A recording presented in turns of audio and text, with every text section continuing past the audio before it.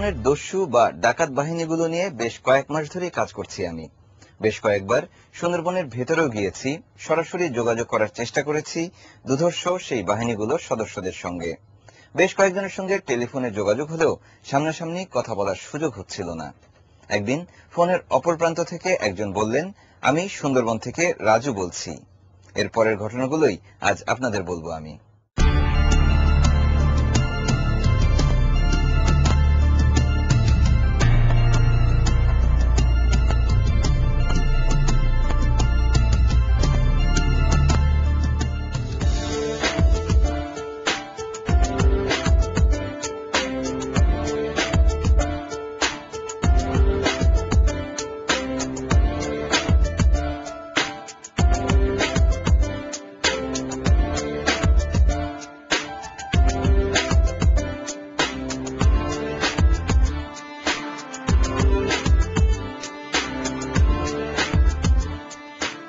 সুন্দরবন এখন নিয়ন্ত্রণ করছে ছোট বড় 13-14টি দস্যু বাহিনী। বনের গভীরে এদের চলাফেরা।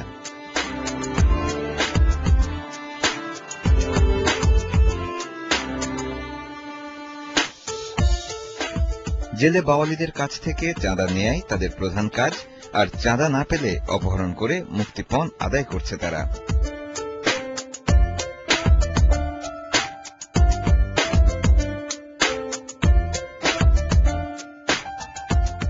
বিগত কয়েক বছরে বন্যপ্রাণীর অভয়ারণ্য এই সুন্দরবন হয়ে উঠেছে দস্যু বাহিনীগুলোর অভয়ারণ্যে। এখানকার জেলে বাওয়ালি মাওয়ালিরা বলছেন যে সম্প্রতি যে যৌথ বাহিনীর অপারেশন এই সুন্দরবনে চলছে, তাতে করে ছড়িয়ে ছিটিয়ে গেছে এই দস্যু বাহিনীগুলো। তারপরও চলছে চাঁদাবাজি। তারা বলছেন এই সুন্দরবনের ভেতরেই থেকে যৌথ বাহিনীর চোখ এড়িয়ে তারা এখনো চাঁদাবাজি করছে।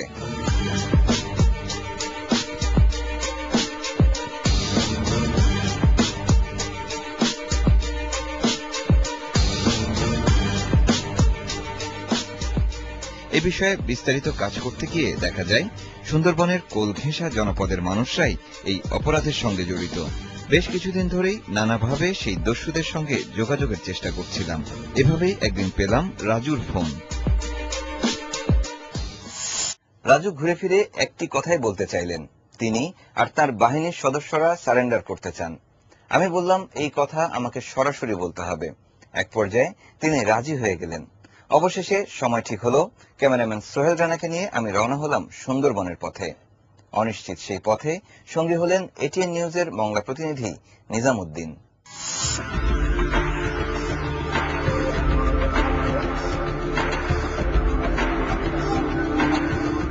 সেদিন ছিল শুক্রবার। সুন্দরবনের কাছাকাছি পূর্ব নির্ধারিত একটি জায়গা থেকে সন্ধ্যার পর আমাদের একটি ট্রলারে তুলে নেওয়া হলো।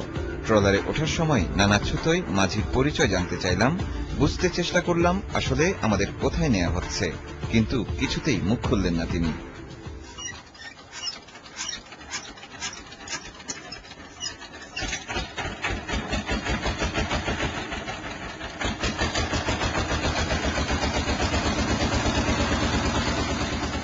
রাত 9টার দিকে রওনা হলাম।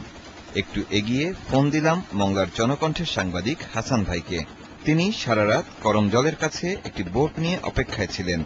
যে কোনো প্রয়োজনে যাতে সঙ্গে সঙ্গে বনে ঢুকতে পারেন এমন সব প্রস্তুতি নিয়েই অপেক্ষা করছিলেন তিনি। মংলার সাংবাদিক সুমন ভাইকেও জানিয়ে রাখলাম। এরপর 1 ঘন্টা, 2 ঘন্টা, 3 ঘন্টা।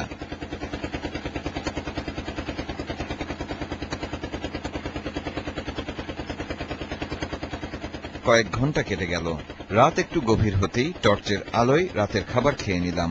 এরপর চালনা পার হয়ে বাকি নদী দিয়ে ঢুকলাম পশ্চিমে। উত্তাল শিবসা নদী পাড়ি দিচ্ছিলাম। রাত 3টার পর চোখটা একটু ধরে আসলো, ঘুমিয়ে পড়লাম।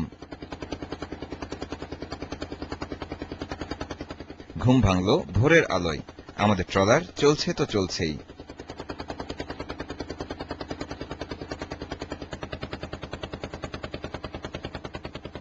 বুঝতে পারছি গভীর বনে চলে এসেছি আমরা, কারণ চারদিকে জনমানুষের চিহ্ন নেই, শুধু বন আর বন। আরও প্রায় আধা ঘন্টা চলার পর ভোর 5:30টার দিকে দুটি বড় বড় আকারের ট্রলার নজরে এলো। বুঝলাম এটাই রাজু বাহিনীর আস্তানা। কিন্তু সে সময় ক্যামেরা বন্ধ রাখায় রাজুর আস্তানার ছবি দেখাতে পারলাম না। তাদের ট্রলারগুলি দেখতে একটু অন্যরকম। ক্যামেরাম্যান সোহেলকে খুব সতর্ক থাকতে বলেছিলাম, কারণ আমাদের নিয়ে একটু সন্দেহ হলেই বড় ধরনের বিপদের আশঙ্কা, এবং সেই বিপদ শুরু হলে হয় বন্দী হতে হবে, নয় সবকিছুই শেষ হয়ে যাবে। বোট দুটোর কাছে আসতেই দেখলাম বেশ কয়েকজন মানুষ আমাদের দিকে তাকিয়ে আছেন। সবার হাতেই অস্ত্র। বুকটা ভালোই দুরুদুরু করছিল, কিন্তু সাহস হারানোরও কোনো সুযোগ নেই। তারপরও মুখে হাসি এনে তাদের দিকে এগিয়ে গেলাম। আমার হাত ধরে একজন তাদের ট্রলারে উঠিয়ে নিলেন। বললাম, রাজু ভাই আপনি? তিনি আমাকে পরের ট্রলারে নিলেন। যাকে দেখি তাকেই মনে হয় এই বুঝি রাজু। এভাবেই ভুল হলো 4 বার। শেষ পর্যন্ত একজন হাত বাড়িয়ে দিলেন, বললেন, আমিই রাজু। আমি বেশ কিছুক্ষণ তাকিয়ে থাকলাম তার চোখের দিকে। অবাক হলাম, এমন শীর্ণদেহী লোকটি রাজু, যার বাহিনী সুন্দরবন দাপিয়ে বেড়ায়, যার নির্দেশে প্রায় অর্ধশত অস্ত্রধারী ডাকাত ওঠে আর বসে। অদ্ভুত সেই অনুভূতি, শেয়ার করারও কোনো উপায় নেই।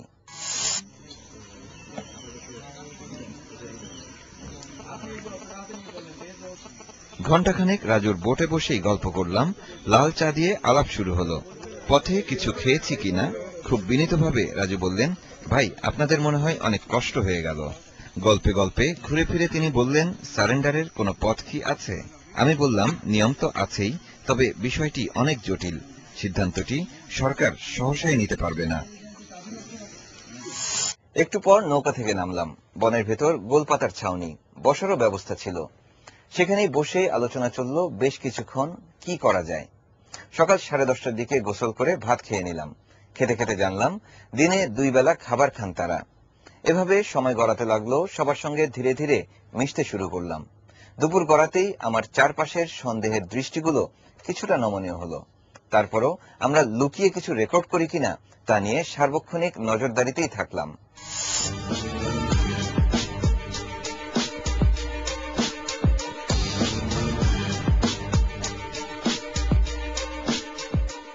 এরপর আবারও নৌকা থেকে নেমে বনের ভেতরে একটু হাঁটাহাঁটি করলাম আমি, সঙ্গে রাজু আর তার সেকেন্ড ইন কমান্ড।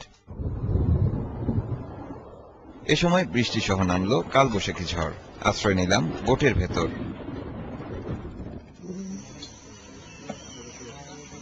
বৃষ্টি থামতেই আরেক কাপ চা খেতে খেতে রাজুকে সঙ্গে নিয়ে আবারও বনে নামলাম।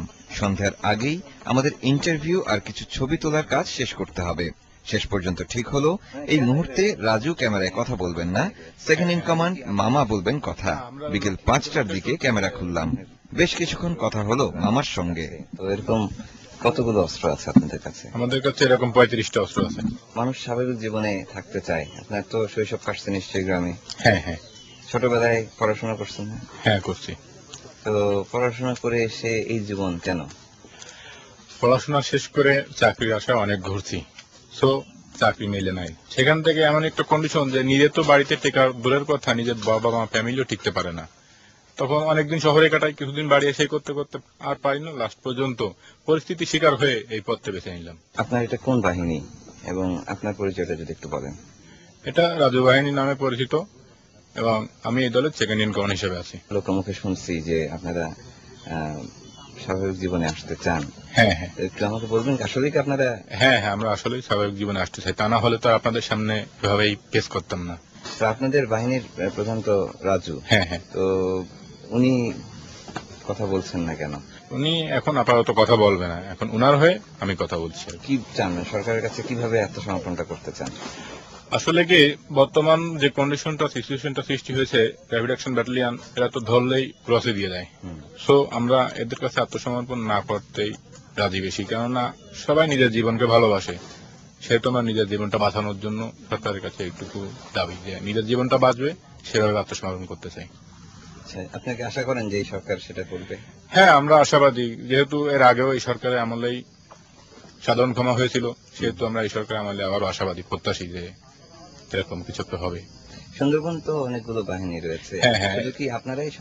না, আমরা লোকের মুখে শুনছি যে গামা, জুলফিকার, সাব্বির এরাও সবাই আত্মসমর্পণ করবে সুযোগ হইলে, মানে এরকম সুযোগ দিলে আর কি। তিনটাই কি মূল বাহিনী? এরা এই যে 3জন মিলে এখন এক হয়েছে আর কি, আমাদের থেকে বড় হয়ে গেছে এরা। আচ্ছা, তাদের অস্ত্র শস্ত্র কিরকম আছে জানেন? তাদের প্রায় 60-70টা অস্ত্র আছে। আসলে বিষাদময় জীবন, কিন্তু তারপরও বরণ করে নিয়েছি যখন, তখন সহ্য করেই চলতেছি। আর সহ্য করতে পারছি না বলে সরকারের কাছে প্রত্যাশী হয়ে বসে আছি সাধারণ ক্ষমার। সরকার সাধারণ ক্ষমা করলে আপনারা সবাই ফেরত আসবেন? হ্যাঁ, সবাই সারেন্ডার করবো, যেহেতু আমরা নিজের ভুল বুঝতে পারছি যে আমরা আসলে ভুল করছি, যে জীবন ভালো না, সেহেতু আমরা আপনাদের সামনেই তো বেশ হয়েছি।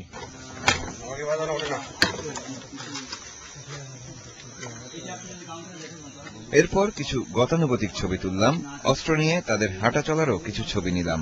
শুটিং শেষ, ভাবছিলাম এবার ফিরতে হবে। সাক্ষাৎকার নিতে নিতে দেখি একটা বোট এসে ভিড়ল। সেখান থেকে নামানো হলো 2টি ছাগল, আমাদের বিকেলের খাবার। জোরে সোরে রান্না শুরু হলো। আমাদের জন্য খাসির মাংস রান্না হচ্ছে। এ সময় আরো কয়েকটি জেলে নৌকা দেখলাম। একটির তেল শেষ, তেল নিয়ে তারা চলে গেল। আসলো আরেকটি নৌকা ওষুধ নিতে, একটি নৌকা আসলো খাবার পানি নিতে। আমি অবাক হচ্ছি, কোথায় ডাকাতদের দেখলে জেলেদের দৌড়ে পালানোর কথা, তা না করে বিভিন্ন সাহায্যের জন্য জেলেরা ডাকাতদের কাছে আসছে। অবাক কাণ্ড। রাজু আর তার বাহিনীর লোকদের একবার মনে হচ্ছে দুর্ধর্ষ ডাকাত। যখন কেউ ফোনে তার স্ত্রী সন্তানদের সঙ্গে গভীর মমতা নিয়ে কথা বলছিলেন, তখন একটু কষ্টও লাগছিল।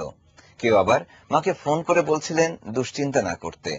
এদের কেউ কেউ বাড়িতেও যান মাঝে মাঝে, আবার অনেকেই আছেন যারা গত কয়েক বছরেও লোকালয়ে যাননি। তাদের সবার সঙ্গে দিনভর কথা বলে যেটুকু বুঝলাম, সত্যি সত্যি তারা আত্মসমর্পণ করতে চান। এভাবেই সন্ধ্যা নামল। রাজু জানালেন আগামী ইলিশ মৌসুমের আগেই স্বাভাবিক জীবনে ফিরতে চান তিনি আর তার বাহিনীর সদস্যরা। তাই তার সবগুলো অস্ত্র আর গোলাবারুদের ভান্ডারের ছবি তোলার সুযোগ দিলেন আমাকে। আমরা সেসব অস্ত্রের কিছু ছবি নিয়ে কাজ শেষ করলাম।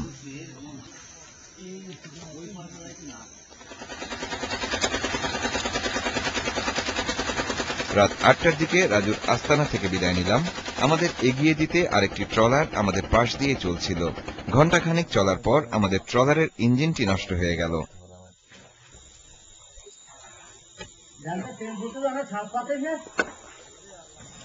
আপনাদের কি আবার বলো ঠাকুর ঠাকুর কিলো ধরতে পারবো আপনাদেরটাও নষ্ট হয়েছে ভাই? না, আমাদের তেলের পাইপ সব ফেটে গেছে। তারপর প্রায় ঘণ্টাখানিক জোয়ারে ভাসতে ভাসতে এগুতে থাকলাম। অদ্ভুত সব অনুভূতি। অন্ধকারে দুপাশের বনে লাখ লাখ জোনাকি পোকার আলো জ্বলছে আর নিচ্ছে। কিছুক্ষণ পর পর হরিণের ডাকও শুনতে পাচ্ছিলাম।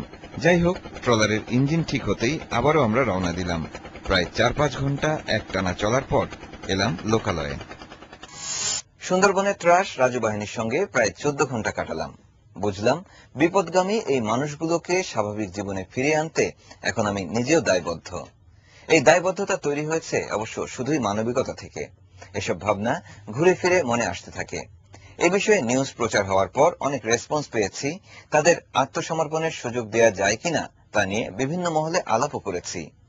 ইতিমধ্যে রাজুর পক্ষ থেকে আত্মসমর্পণের আনুষ্ঠানিক আবেদন জানানো হয়েছে। দেশের ভূখণ্ডের মধ্যেই একই সঙ্গে হিংস্র এবং অসহায় হয়ে পড়া এই মানুষগুলোর কি স্বাভাবিক জীবনে ফেরা আর সম্ভব নয়? এই প্রশ্ন রেখেই আজ শেষ করতে হচ্ছে। ভালো থাকুন আপনারা সবাই।